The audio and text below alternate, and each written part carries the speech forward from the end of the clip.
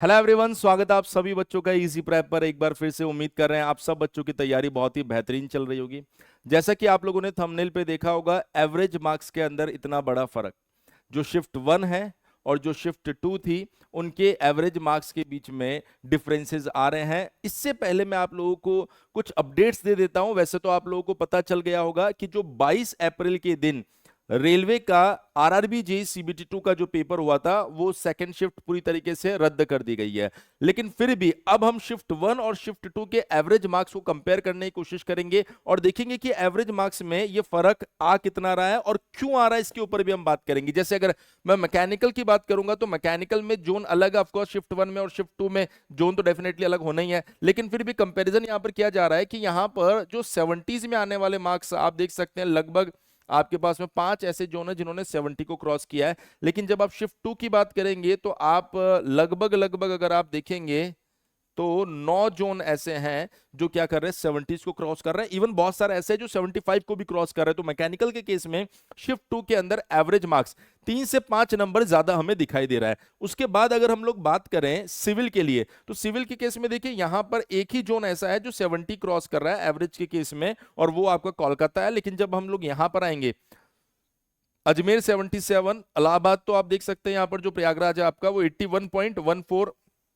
भोपाल इसको भी आप देख सकते हैं। तो नंबर ऑफ जोन ऐसे हैं जिन्होंने 70 को क्रॉस किया है, मतलब लगभग लगभग 2 जोन को आप छोड़ दीजिए, 9 जोन ऐसे हैं जिन्होंने 70 को क्रॉस किया था। तो आप देख सकते हैं यहां पर अगर एवरेज में अगर आप डिफरेंस देखें तो ये 8 से 11 नंबर का एवरेज का फर्क आ रहा है शिफ्ट वन और शिफ्ट टू सिविल के अंदर, जो कि अपने आप में बहुत बड़ा फर्क है। उसके बाद अगर आप इलेक्ट्रिकल में जाएंगे तो इलेक्ट्रिकल में देखिए 70s तो शिफ्ट वन ने क्रॉस कर दिया था, ये देखिए 76, 76, 78, 78, 74, 70।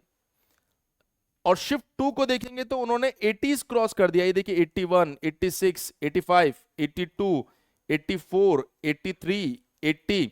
तो यहां पर 7 जोन ऐसे जिन्होंने 80s को क्रॉस कर दिया, और बाकी को अगर आप देखेंगे तो 74, 76, 78, मतलब यहां पर भी लगभग लगभग अगर आप देखेंगे तो 8 से 10 नंबर के एवरेज मार्क्स में फर्क आ रहा है। अब क्वेश्चन ये आता है कि सर ये एवरेज मार्क्स में क्या डिफरेंस या क्यों डिफरेंस आ रहा है।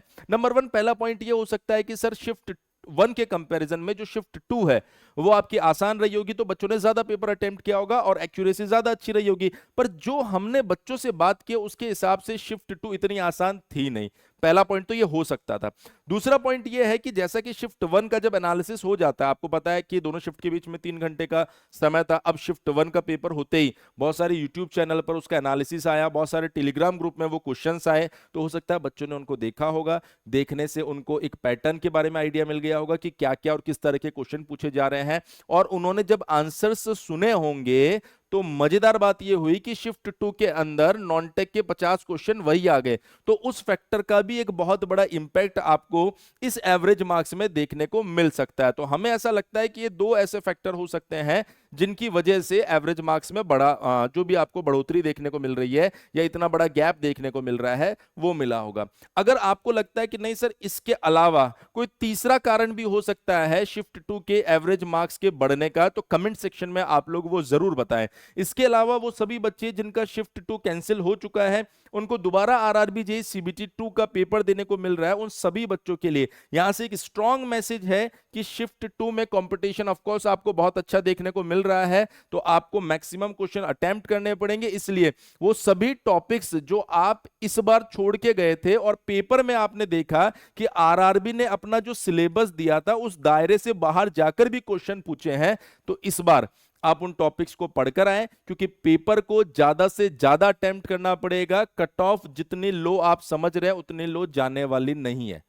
तो इस एवरेज मार्क्स से आपको यह बेनिफिट भी मिल जाएगा, जिन बच्चों को दोबारा पेपर देने का मौका मिल रहा है उनको आइडिया लग जाएगा लगभग कितना पेपर अटेम्प्ट करना पड़ेगा और किस तरीके का पेपर आ रहा है। क्योंकि शिफ्ट वन के लिए यहां पर 2019 का जो पेपर था वही एक रेफरेंस पेपर था, और 2019 और 2025 में 6 साल का फर्क है। तो रेफरेंस के लिए उनके पास जो पेपर था उसके जैसा पेपर में कुछ आया नहीं। लेकिन जो शिफ्ट 2 है, जो अब वापस पेपर देने जाएगी, उसके लिए एकदम फ्रेश पेपर है रेफरेंस के लिए, उसको रेफरेंस लेके वो बड़ी आसानी से अपनी तैयारी को बूस्ट करके फिर से पेपर में बैठे। यहां से इस चीज को आप जरूर सीखिए। मैं उम्मीद कर रहा हूं रेलवे एग्जामिनेशन से जुड़े जितने भी अपडेट्स हम लोग लेकर आ रहे हैं, ये अपडेट्स आप लोगों के लिए काफी हेल्पफुल रह रहे होंगे। इसी तरह के और भी अपडेट्स के लिए बने रहिए हमारे चैनल इजी प्रेप के साथ। Thank you so much.